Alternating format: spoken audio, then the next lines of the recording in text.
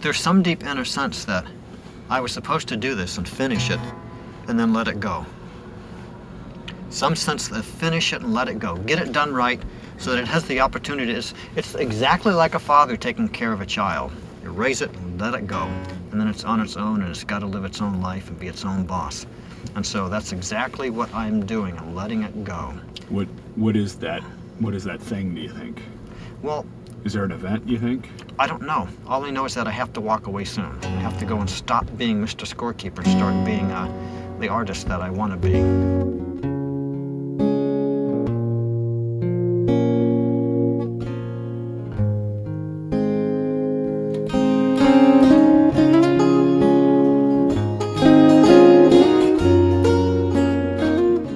I've had this house for 15 years.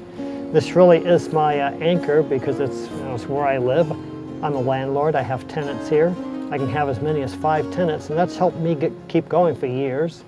In fact, I've had many years when the house has kept Twin Galaxies going. And here we are in a small southeastern Iowa town of 10,000 people and no income. And he made a huge amount of money working a couple hours a day by running down high school yearbooks of celebrities. The magazines used to call me the yearbook detective. And I used to find yearbooks and buy them low and sell them high. The whole theme will be the concept of success. I've had so many things like that where big stuff was going to happen. But just like in shortstop, sometimes the ball can bounce funny no matter how good you are. You know what I mean? One time he bought, when newspapers were being microfilmed in libraries all across the country, he would actually buy the bound newspaper volumes. This is Walter Day of Fairfield, Iowa, not your everyday newsboy. And I have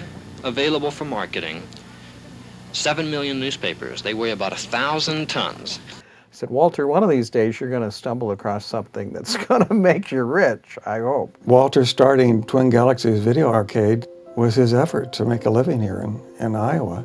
What Walter's dream was to have international competitions. It was a scoreboard. We were getting calls from Israel, Ireland, South Africa, Europe, Asia, South America. It was on and on and on. He became the center of the video game universe. I invented royalty and proclaimed myself the king of all that, you know, and the media went along with it, and the media for the industry went along with it, and the public went along with it, and it was just by a fluke of some funny karma fate that everybody went along with it. Next thing I knew, I'm royalty for the video game industry. The secret about Walter is he could see himself as president of the United States quite comfortably.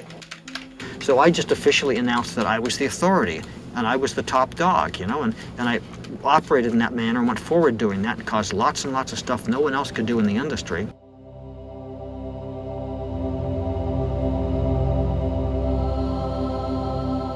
For me personally, I have found that in the professional realm of life, my creativity and the clarity of my intelligence has been greatly enriched, tremendously enriched, by sitting down every day and making a point of doing TM.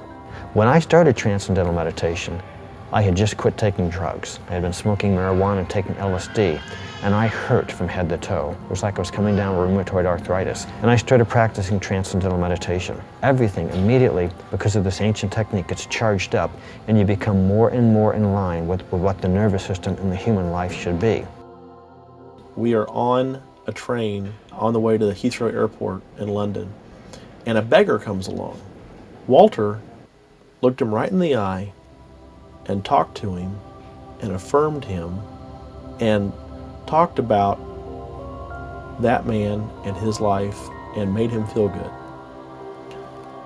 And all of a sudden, this Christian got taken to school by that TM guy. And I saw Jesus in Walter. I have to lay a lot of my success, to whatever degree it's success, at the feet of having done TM, because TM just charges up whatever the creative process is in a person. So I'm a future rock and roll star. I have the worst guitar in the world to prove it.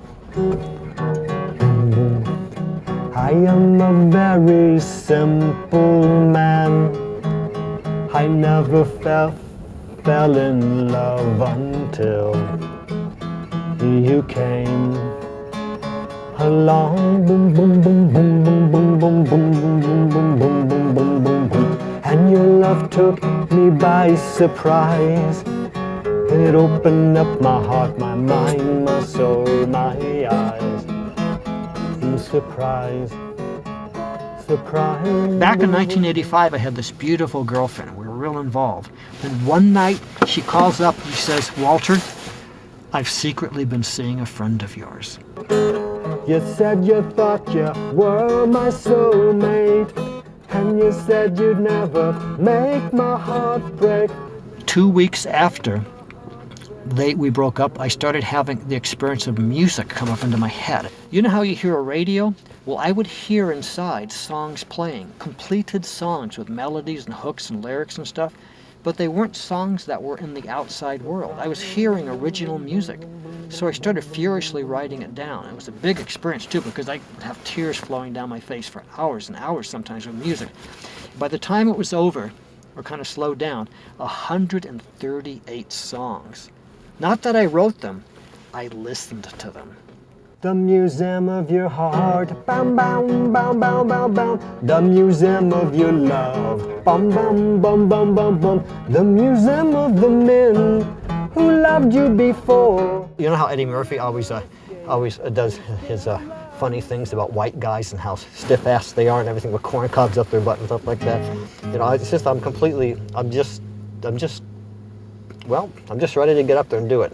You and me's a love I'd like to see, a portrait of two hearts in ecstasy.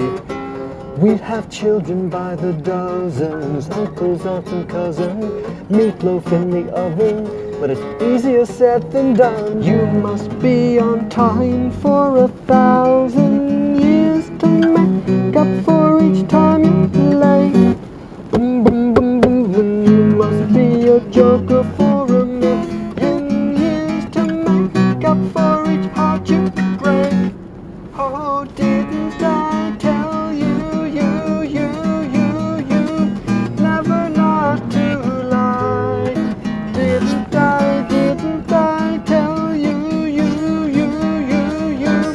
never not to lie? You know what my biggest fantasy is for the long-term thing?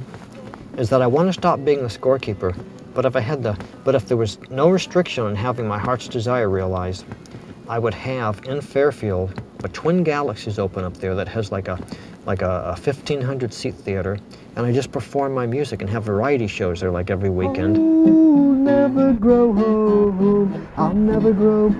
Oh, never grow old, I'll never grow. Oh, never grow old.